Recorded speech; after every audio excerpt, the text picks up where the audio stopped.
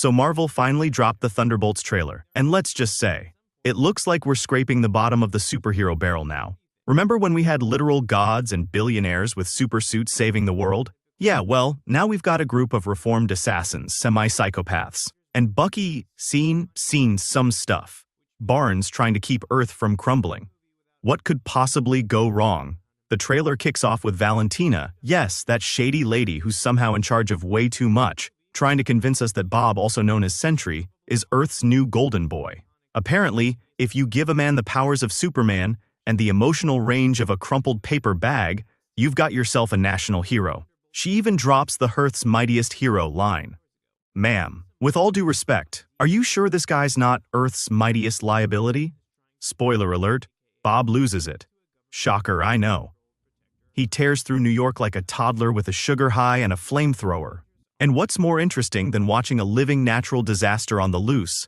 The fact that literally no one else shows up to stop him. Not Strange, not Spider-Man, not even one of the Eternals who still owe us an explanation for existing.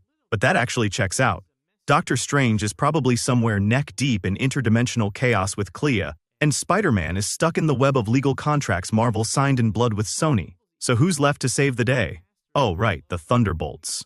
That brings us to the true heart of the trailer, the repeated phrase, "NT Avengers aren't coming." Translation? Good luck, peasants.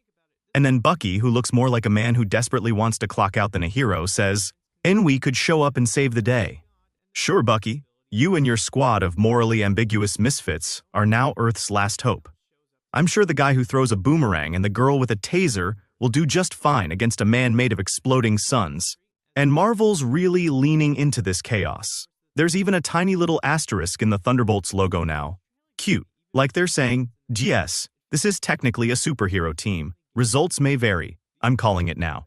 By the end of this movie, they'll either be rebranded as the Dark Avengers or something even edgier, like the slightly unstable League of Anti-Heroes. But in all seriousness, this trailer finally feels like Marvel's admitting the multiverse saga is a mess, and they're just letting the chaos play out.